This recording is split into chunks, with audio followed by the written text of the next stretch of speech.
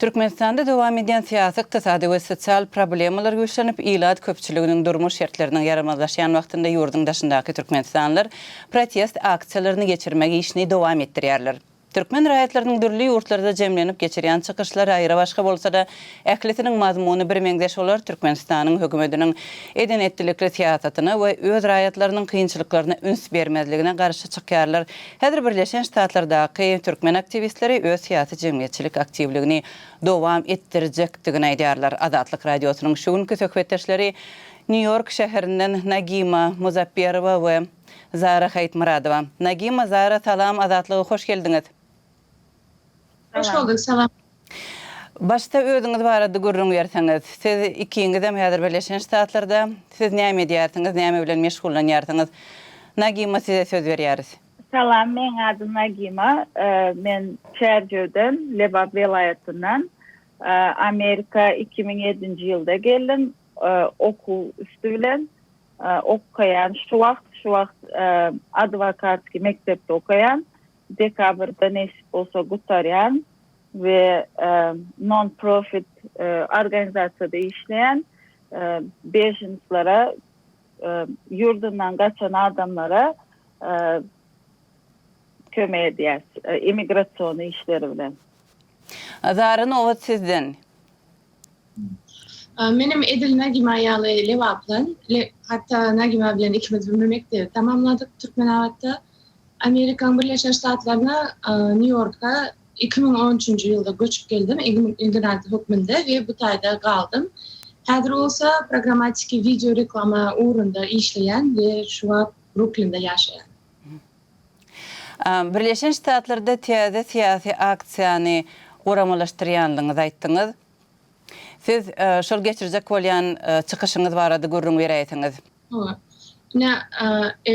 Nagima karşı olmasam men düşündürüp beräýin, senem koşup bilersiň üstüne islesen.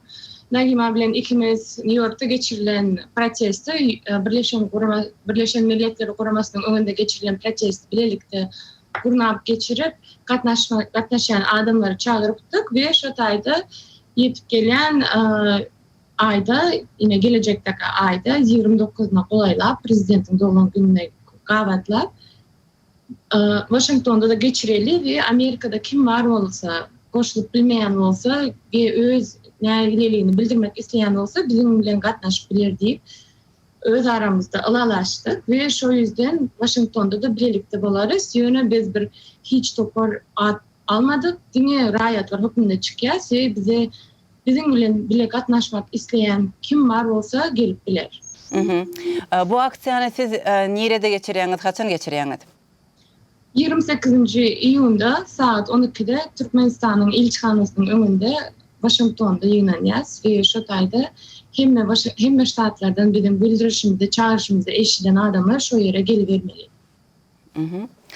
Umuman sizin goramalaşdyrjak bolýan şol çäreňizde gyzyklanma barmy? Gyzyklanma nähili? Diňe Türkmenistanlylar üçin niýetlenýärmi ýa-da yerli ýaşaýjylar hem gatnaşyp bilýärmi?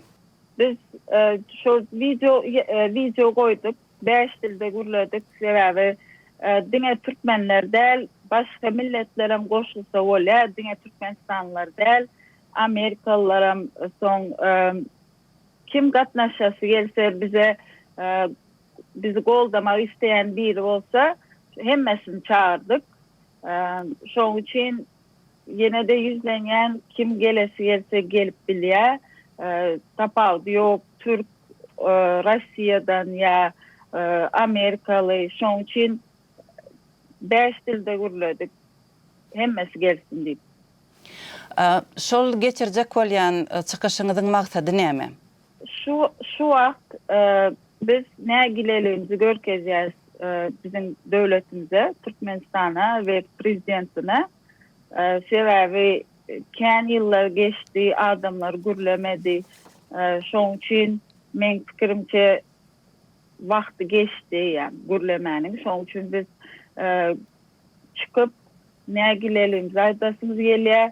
Ýuwaş belki şu ýollar açylan soň belki gidip şu taýda da protest edesimiz gelýär nesip bolsa şu wagt bizim iň birinji maksadımız koronavirüs bilen keselen adamlara kömek etsin prezident. Sebebi adamlar ölüye liçeni yok, bir normal liçeni yok. Amerika 2 gezek pul verdi şu liçeni üçün. Hiç gibi bir hareket görünen o prezident tarafından. Şu için biz şu gezek çıkış edemizde koronavirüs bilen keselen adamlara şu lukmanların kömek etmeni talep edecek olar. Indiki sowal, Zara Nagima, siz öňüm bir aksiýanyň guramaçylygyna gatnaşdyňyz, şol waka barada görüň bereýtiňiz. Ol haçan boldy we näme derejede siz maksadyňyzy ýetip bildiňiz şol geçiren çykyşyňyz bilen? Aýdyşyňyz ýaly geçen aý biz Nagima bilen guradyk, şo protesti we bilýän tanaýan adamlarymyzy çağırdyk. Gynansak da adam az boldy, sebäbi biz iň soňky pursatda Nagima bilen canlaşıp bir-birimizi tapıp, indi bu zatları görüp durup, mesela için yine Kipr'de Türkmenler nägileliğini bildirmek için daşa çıktılar, şoların diýenleri yerde kalmasın. Daşary ýurtda ýaşaýan Türkmenlerin gürlemäge mümkinçiligi var, biz hem şolary goldamak üçin çıkalyň diýip ikimiz bir günüň içinde taýýarlygymyzy görüp çıktık we bizim maksadymız bu gezegine mesela için duran yerimizden diňe şu o yok, bu yok diýmek däldi de adam hukuklaryny goraýan edaralar, guramalar daşary ýurtda, olaryň hemmesiniň ştab kwartiralary New Yorkda ýerleşýär. Şol sanda Birleşen Milletler Guramasynyň ştab kwartirasy. Biz şo ýere gidip ingliz tilinde plakatlarymyzy göterip çykdyk we olaryň ünsüni çekip Türkmenistanyň prezidentine jogapkärçilikli işleri alyp barmak üçin basyş etmegi hukmynda şo taýy ingliz tilinde çıkış etdik ve rus tilinde de çıkış ettik. Maksadımız diňe Türkmenleriň tans edip telewizorda prezidenti alkışlaýanlygy görünmesin.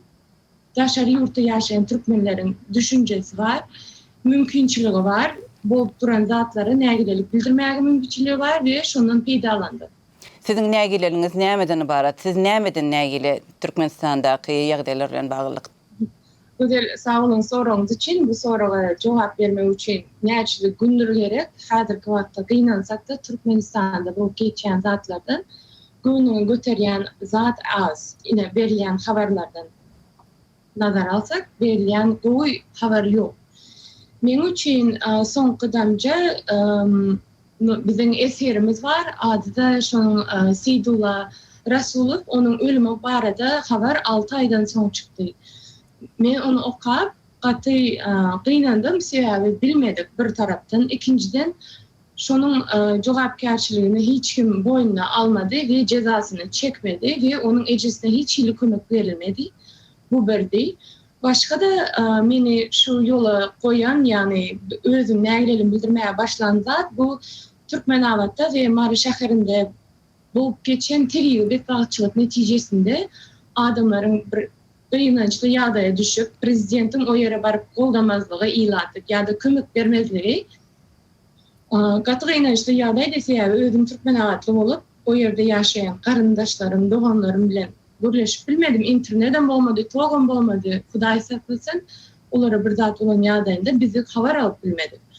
Iň omanda bir interneti ýola goýup bolýar, ara gatnaşyk düzedip bolýar, ýöne çykyp daşary ýurtlarda biz ösen ýurt diýeniň bilen bolanyk sebäbi ýagdaý beýle däl. Şoň üçin häzirki wagtda siziň soraňyza jogap bermeli bolsa, aýtjaklarym bu koronavirus bilen bolup duran ýagdaý ilat habarsyz, ilat nädip özüni alyp barmalydygyny bilen ok, kesel barada maglumaty az we özüni gorama mümkinçilikleri ýok we Türkmenistanyň hökümeti bu barada hiç hili iş alyp baran ok bilişime görä bütün Dünya Sağlık Guramasy ine iýulyň başynda barýarmy şu ýagdaýa baha bermek üçin biraz gijikse de ýene näme üçin şu iýulyň başynda häzir däldi. Raşid Meredow'un aýdyşyna görä olar ruhsat berýär gelmäge iýulyň başynda bolýar. Ýöne sen näme üçin şu iýulyň başynda çele garaşýan, keselleri ýok etmekmi, ýaşyrmakmy ýene de Bolup bilecek ýa-da. Gyýlar siziň şahsy pikiriňize görä Türkmenistandaky häzirki ýagdaýa näme sebäp bolýar, näme getirdi häzirki ýagdaýyň döremegine? Nagima, sizden başlaýaly. Şu Sovyetski Soýuz döwründen soň Sovyetski Soýuzam kän gowy bir politikasy ýokdy, şoň üçin siýasaty ýokdy, şoň üçin hem bizim prezidentlerimiz şu siýasat alyp barýar. Hiç hili demokratiýa ýok, adamlar gorkýar, ön KGB bardy şu wagt National Security Service diýilýär. Adamlar gorkýar diňe. Bizim prezidentlerim şu ýagdaýdan peýdalanyp etjegini edýär. Şoň üçin hem adamlar gürlemän şu bilelikde bolup gürlese çyksa, bu ýagdaý belki öňem gutarardy. Ýöne hiç kim çykmady, gorkdy, çıkanlaram az çykdy, şoň üçin hem şu ýagdaý hiç gowlaşmady. Zara, sizem goşaýyn. Zara, siz öz pikiriňizi aýdaýyn.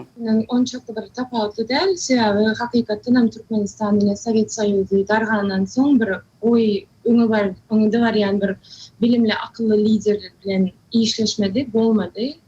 Türkmen halkynyň bu ýagdaý üçin alada etýän bir lider bolmady. Ondan başga Türkmenistanda gynansaň da häzirki wagta çenlide milletçilik, tire parazlyk bar. Bir şu yüzden Türkmen halkı birleşip bir problemanyň izinde düzeltmek barada birleşmedi. Pikirimçe şol täpden şu ýagdaý ýüze geldi.